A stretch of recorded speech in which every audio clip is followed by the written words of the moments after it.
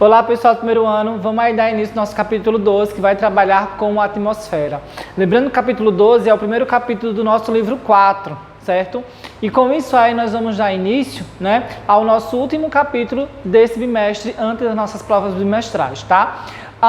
O capítulo 12 aí vai mostrar a hidrosfera e todo o seu aparato aí de águas, tanto os continentais como também das águas oceânicas, tá? Vamos trabalhar aí toda essa questão da rede hidrográfica, bacias hidrográficas e tudo como os aquíferos, certo? Então, para iniciarmos aí a nossa discussão, nós temos aí, a distribuição da água na Terra. O que é que nós temos como distribuir a água na Terra? Temos dois tipos de água, A água salgada e a água potável, ou chamada de água doce, tá? Lembrando que 97% de toda a água que está na superfície terrestre, e também as águas oceânicas, são águas que não são disponíveis para ser potável, São águas aí que não há uma disponibilidade potável para a saúde humana, tá? O restante aí corresponde à água doce, em uma pequena minoria, entre de 3 a 2,5% de água apenas distribuída, tá? E como nós podemos distribuir essa água, A partir desse gráfico aí, tem no livro de vocês, nós podemos perceber que das 97% da água distribuída em toda a região do planeta, 97% é água salgada inapropriada para o consumo. Desde 97 aí nós temos 3% para a água doce, Então, desses 3% aqui de água doce que está distribuído em toda a região do planeta, nós temos aí 30% água que está acumulada no subsolo, certo? E nós temos aí também 0,3% de água para o consumo próprio, certo? Dessa água aqui para o consumo próprio, para o consumo dos seres humanos, desse 0,3% que está disponível na atmosfera, nós temos aí 87% que estão nos lagos, temos aí 11% que estão nos pântanos e apenas 2% que estão nos rios. Sem contarmos aí da poluição que atinge também essas localidades, A poluição que vai atingir os lagos e a poluição que vai atingir os rios e os pântanos, ou seja, a água disponível para o abastecimento da população humana é uma fração da água doce disponível em todas as regiões do globo, até porque a maior parte aí das nossas águas está ou subterrânea ou está nas calotas polares congeladas, certo? O ciclo da água, lembrando que esse ciclo da água a gente vê lá no 6º ano, a gente trabalha com esse ciclo da água lá no 6º ano, É um ciclo aí bastante interessante, importante e infinito, esse ciclo da água. Por quê? Porque a circulação da água nas 4 esferas terrestres, Nós temos a circulação da água que passa pela litosfera, hidrosfera, atmosfera e até mesmo a biosfera. Tem esse ciclo infinito passando aí por essas 4 esferas que constituem a superfície terrestre, tá? Então, como é que se inicia esse grande ciclo hidrológico, O ciclo hidrológico, ele é importante e inicial, feito principalmente pela radiação solar. Então, a radiação solar, ela atinge toda a região da superfície terrestre, aquecendo a superfície terrestre. Esse aquecimento aí, principalmente nas regiões onde tem grandes corpos de água, como região marinha, lagos, pântanos e rios, faz com que haja a evaporação. Aqueceu a região, ocorreu a evaporação, Essas grandes quantidades de vapor de água que sobe para uma região mais alta da atmosfera, junta-se com partículas sólidas, ou seja, vai juntar-se aí com poeira, juntar-se aí com algumas partículas de poluição ou com algumas partículas mais sólidas e vai entrar num processo de condensação. A condensação vai ser explicada pela A condensação aí vai ser explicada posteriormente pela precipitação, A precipitação, como nós sabemos aí, ela vai ser diferenciada em alguns locais. Muitos deles como é o caso aqui do Nordeste, pode cair em forma de chuva, né? A precipitação em forma de chuva. Em regiões mais frias, a precipitação pode cair em forma de neve, em forma de granizo e até mesmo a formação de neblinas em algumas regiões, tá? Quando ocorre essa precipitação aí, a água no seu estado sólido ela começa a escorrer pela região superficial, né? Então começa o escoamento superficial. Parte desse escoamento ele vai dar do encontro e vai escorrer até as regiões de lagos, até as regiões aí de rios e até mesmo encontrando com o oceano. E outra parte desse escoamento superficial ele vai infiltrar nas regiões mais porosas. Essa infiltração que vai ocorrer nas regiões porosas vai fazer com que abasteça a grande carga de águas do subsolo, né? Fazendo com que recarregue os lençóis freáticos, surgindo aí a grande quantidade de aquíferos. Então, esse ciclo, novamente, ele pode ser reaproveitado e ser refeito. Lembrando que esse ciclo hidrológico é um ciclo infinito por se tratar da água nos seus mais variados estágios.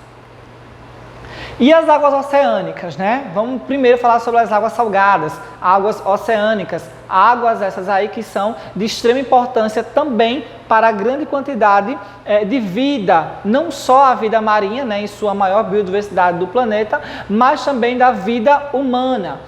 71% do planeta Terra, que deveria ser chamado do planeta Água, né? Está aqui, né, sustenta as vidas no oceano, ou seja, 71% de todo o planeta tem vidas, né, que são sustentadas pela ação marinha nos oceanos. Podemos perceber aqui que nós temos 5 continentes, 5 oceanos, né? O Oceano Atlântico, o Oceano Pacífico, né? Pega toda essa região aqui entre a Ásia, a região da Austrália e a costa oeste do continente americano, o Oceano Índico, o Oceano Ártico e o Antártico. Esses dois últimos são chamados oceanos congelados, certo? A maior parte da população dos continentes se encontra, né, principalmente nessa faixa litorânea, né? Toda a maior parte da população de todos os países onde são banhados pelos oceanos se encontram próximo a essa faixa de terra aí estreita, né, que é o litoral, tá? Por que nessas regiões aí? Para poder desenvolver toda a atividade pesqueira, né, quanto também as atividades industriais, até porque tem a possibilidade de exportar os produtos para outros continentes, para outros países, certo? E além disso, além do mais, essa população que vive nessas regiões aqui, litorâneas, ela coloca em xeque a vida marinha, por poluir mais aquela região, né?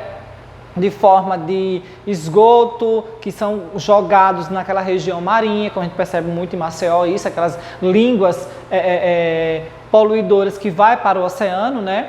Mas também essa questão aí da vida pesqueira está toda comprometida com a penetração de lixo que vem do continente para o oceano exclusivamente, não só das casas, mas também das indústrias, certo? E nós temos também as porções próximas aos oceanos, né? Como a gente pode perceber aqui, ó, essas porções que são próximas aos oceanos e faz parte aí do continente, tá? Em que as águas são menos profundas, é o local onde a gente tem a nossa atividade aí de nadar, de passar e fazer lazer, tá? Até cercadas ou não, ó. Temos aqui regiões cercadas, né? E temos aí regiões totalmente abertas ou semi-abertas. Como são chamados aí? São chamados de mares. E essas especificidades tendem aí a ter um tipo de nomenclaturas específicas, ou seja, mar aberto. Mar aberto é toda essa região aqui, ó, onde tem um grande contato com o oceano. Por exemplo, a costa africana, a costa aqui de Portugal e Espanha. Isso aqui são mares abertos, chamados mares abertos, como toda a costa brasileira, né? É um mar aberto. Temos também mar fechado, ó, como é o caso aqui do Mar Cáspio e do Mar Negro. São mares totalmente fechados. Com o avanço, né, e a movimentação da placa tectônica, esses mares não têm mais contato com o oceano, fazendo com que esses mares eles sejam mares totalmente fechados, ou mares que não têm contato com o oceano, certo? São mares que têm um nível de salinidade muito maior, como é o caso do Mar Negro, onde você nem consegue afundar, né? Você fica boiando naquela região. E pouquíssima biodiversidade ou nenhuma biodiversidade nessa região. E por último aí nós temos os chamados mar de interiores, né? Mar de interiores aí nós temos o mar Mediterrâneo, né? Que é praticamente todo fechado, mas possui uma abertura com o oceano, né, para entrar em contato com o oceano. E também nós temos aqui o Mar Vermelho, que também é todo fechado por continentes, mas também ele tem essas aberturas para, tanto nessa região norte como nessa região sul, para que o oceano aí tenha suas águas, tenha dinamicidade nessas suas águas, tá? Então, esses são os tipos de mares que nós encontramos no mundo afora.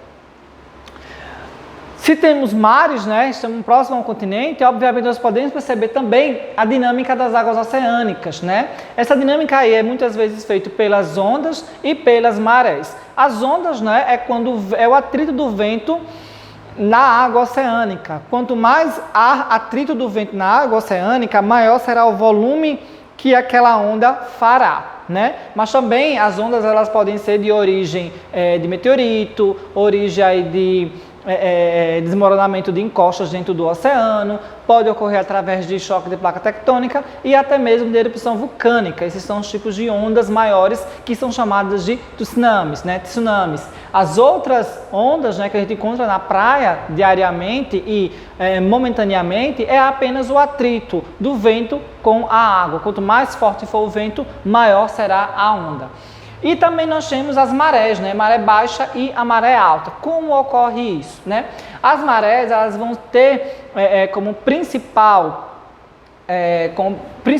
digamos assim, provedor dessa aumento e volume da água, a atração que a Terra vai ter com a Lua principalmente e o Sol, né? E esse abaixar e levantar de maré vai ter praticamente 12 horas sendo completo, né? Temos 12 horas aí para chegarmos em uma maré alta e temos 12 horas aí para nós chegarmos em um estágio de maré baixa. É por isso que de manhã nós encontramos a maré baixa, né? Aquela grande faixa de areia entre o mar e o continente, quando nós vamos à praia durante o dia. Porém, quando nós finalzinho da tarde aí, início da tarde, começa então a maré começar a encher novamente e a gente tem que sair da areia, né, para dar lugar, para dar o espaço à maré. Isso dura até 12 horas. A vazão, né, o enchimento e o secamento, assim digamos, da maré. Nós temos dois tipos de marés. Aliás, nós temos dois tipos de maré, tá? Nós temos as marés cinzígeas. O que são as marés cinzígeas? As marés cinzígeas é quando a Lua ela está na sua fase crescente e está na sua fase cheia. Quando a Lua está nessas duas fases aí, a maré tende a ser maior, a possuir maiores amplitudes, certo? A maré tende a aumentar um pouco mais do que o nível esperado. Então, quer dizer que a Lua está nas suas fases, Lua cheia ou Lua nova, existe uma maior amplitude. Quando a Lua está no seu quarto crescente ou no seu quarto minguante, ela está com uma baixa amplitude térmica e a vazão da maré, né, o nível da maré, tende a ser menor do que o esperado nas marés cinzígeas, certo?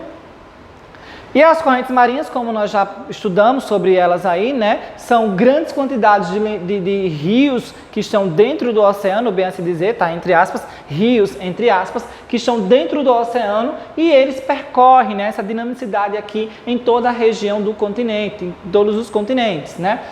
Saindo dessa região aqui, né, próximo aos polos, vão sair correntes marinhas frias que vão de encontro para a região tropical. Saindo da região tropical são as correntes marinhas quentes que vão para as regiões aí mais frias e assim sucessivamente.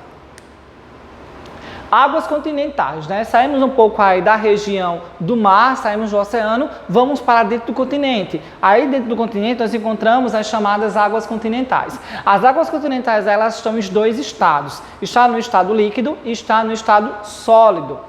Estado líquido, as águas continentais, nós encontramos ela em forma de rios, lagos, represas, aquíferos, lençóis freáticos. No estado sólido, nós encontramos a água nas seguintes nomenclaturas: geleiras, calotas polares e nos cumes de montanhas. Essas são as águas sólidas, são as águas aí em forma de geleira, né? Calotas polares e nos cumes das montanhas, que raramente elas vão descongelar. As bacias hidrográficas são áreas de drenagem de um rio principal e seus afluentes, né? Quando existe aí a chamada bacia hidrográfica do Rio São Francisco, isso quer dizer que o Rio São Francisco é o rio principal, é o rio perene, ou seja, o rio que não seca. Então, esse rio perene aí, ele vai se originar em um relevo, né, em um alto relevo, e vai descer e vai percorrer o seu leito até a sua foz, que é no Oceano Atlântico, entre Sergipe e Alagoas, certo? Esse é o rio principal. Mas para esse rio principal, digamos, sobreviver a milhões de anos, tem que ter os pequenos rios secundários, ou também chamados afluentes, que são rios que são muitas vezes denominados como rios intermitentes, tá? Então nós temos aí, né, os elementos de uma bacia hidrográfica. Quais são os principais elementos da bacia hidrográfica? Lembrando que a bacia hidrográfica ela vem do montante, que é a área maior, né? É onde fica o relevo maior, chamado de montante, para a jusante, que é a área menor dessa bacia hidrográfica. A nascente, sempre o rio vai nascer em uma região alta, né? A maioria dos rios nasce em uma região alta, percorre o caminho que é denominado do leito, até chegar na sua foz, né? Essa foz aqui é foz delta. Por quê? Porque eu tenho esses grandes blocos de areia desenvolvidos na sua desembocadura. Se não tivesse esses blocos de areia aqui, fosse um canal solto, seria uma foz de estuário, certo? Nós temos aqui curso superior, a parte de cima da onde saem os primeiros passos do rio, bem assim dizendo, e o curso inferior, que é próximo à foz. Nós também temos aqui os afluentes, né? Afluentes são os rios secundários, que fazem com que esse rio perene ele não perca a vazão, né? Não perca aí essa grande quantidade de água. E nós temos os meandros. Meandros são essas curvaturas que o rio dá para diminuir a sua vazão. Tem que ter essas curvas aí para ele ir com o tempo fazendo a sua vazão. Esse tipo de rio é um rio denominado para construção de usinas hidrelétricas, já que ele apresenta quedas, né? Suas quedas aí podem fazer a movimentação das turbinas de uma grande hidrelétrica. As principais bacias hidrográficas do mundo, como nós podemos perceber aqui, né, são essas, tá? A bacia amazônica é a principal bacia hidrográfica do mundo e a maior bacia hidrográfica do mundo, seguindo aí com a bacia do rio Congo, a bacia do rio Mississippi e assim sucessivamente, certo? As águas subterrâneas são aquelas águas que ficam acumuladas dentro do subsolo, né? Devido ao grande poder que tem de infiltração de alguns solos e de algumas rochas porosas. Quando apresentar uma grande quantidade, pode ser explorada pela ação humana, certo? Existem dois tipos aí de aquíferos. Lembrando que os lençóis freáticos, quando chegam a um determinado período, um determinado espaço, ele cobre um determinado espaço, eles podem ser chamados de aquíferos. Temos dois tipos de aquíferos: aquíferos confinados e aquíferos não confinados. Você pode perceber, né, que quando há precipitação, vai vir aqui, ó, toda essa área é a área de recarga da água subterrânea, certo? Aqui são os poços, onde as pessoas podem fazer a coletagem dessa água subterrânea através do chamado poços artesianos ou de cacimbas, né? Nós temos aqui o afloramento desse grande aquífero. Quando o aquífero ele atinge um nível e nesse nível aí não tem uma grande quantidade de solo, nós temos aí então a amostragem de um rio ou de um lago. A mesma coisa acontece lá no deserto do Saara, com aqueles afloramentos que aparecem no deserto do Saara, que são chamados de oásis, né? Isso acontece devido à grande recarga do lençol freático dentro daquela região. Nós temos os aquíferos não confinados, que ficam próximo à região a próxima região superficial. Esses aquíferos aqui não confinados são aquíferos que têm uma grande proximidade com a região superficial, né, e são mais fáceis de ser explorados, e temos também os aquíferos não confinados, né, que ficam um pouco mais abaixo. Aqui está, né, as regiões aí onde apresentam uma maior quantidade de água potável do mundo, né? Só para constar aqui, nós temos a América do Sul e a África como os dois continentes que apresentam a maior quantidade de água potável para ser distribuída no mundo afora, certo? E a hidrografia brasileira, né, ela vai ser classificada aí em 12 bacias hidrográficas, tá? As águas do território brasileiro, segundo a Agência Nacional de Águas, né, a ANA, ela vai distribuir o Brasil em 12 regiões hidrográficas, aí, além de 2 aquíferos, né? O aquífero Alter do Chão, que fica nessa região amazônica, região norte, e o aquífero aqui Guarani, que é um dos maiores do mundo e maior da América do Sul, que fica nessa região centro-sul do Brasil.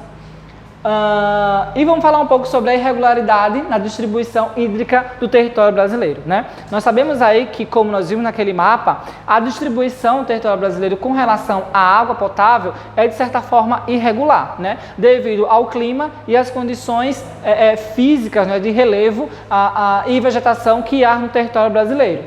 Então, nós temos aí um contraste, né? Enquanto a região norte, enquanto a região nordeste, nós temos essa grande ineficiência de água potável para suprir a necessidade de toda a população daquela região, certo? Nós temos até o chamado polígono das secas, que é uma região onde acontece pouquíssimos níveis de chuva, né? E é uma região totalmente voltada para uma seca rigorosa, grandes períodos de estiagem, certo? Esse polígono das secas aqui apresenta principalmente uma grande quantidade de rios intermitentes, que são rios que só aparecem na época de alagamentos ou de grandes cheias, certo? Em contrapartida, nós temos a região norte, né, que é uma das maiores regiões onde tem grande quantidade de água potável para suprir as suas necessidades. No livro de vocês também tem essa página aqui que vai falar sobre a transposição do Rio São Francisco, né, e algumas críticas. Uma das principais críticas aí da transposição do Rio São Francisco é que o valor destinado para essa transposição seria melhor ser revertido, né, para fazer grande quantidade de cisternas para as próprias pessoas e até mesmo pessoas mais distantes dessa transposição. Além disso aí, né, o rio é um canal aberto, onde vai ocorrer uma alta evaporação, certo? Além de outras críticas. Aí você dá uma olhadinha, né, que tem algumas questões que falam sobre isso aí. E o uso da água no mundo, né? Nós temos aqui a água potável do mundo. Será que vai toda para a população? Não, certo? 70% da água potável do mundo vai para a agricultura, 22% da água potável do mundo vai para a indústria. Os seres humanos, para a sua casa, bem dizer, né? O uso doméstico dos seres humanos vai apenas utilizar 8% de toda a água potável do mundo, ou seja, quem está acabando com a água potável do mundo não são os seres humanos com o seu consumo, com a sua descarga, com o seu banho, né? E sim a agricultura e as indústrias. Para finalizarmos aí, vocês ficam com as atividades que vão da página 15 até a página 19, certo? E nos veremos aí na próxima aula com uma revisão aí sobre a nossa prova bimestral que ocorrerá no próximo dia 31. Até mais!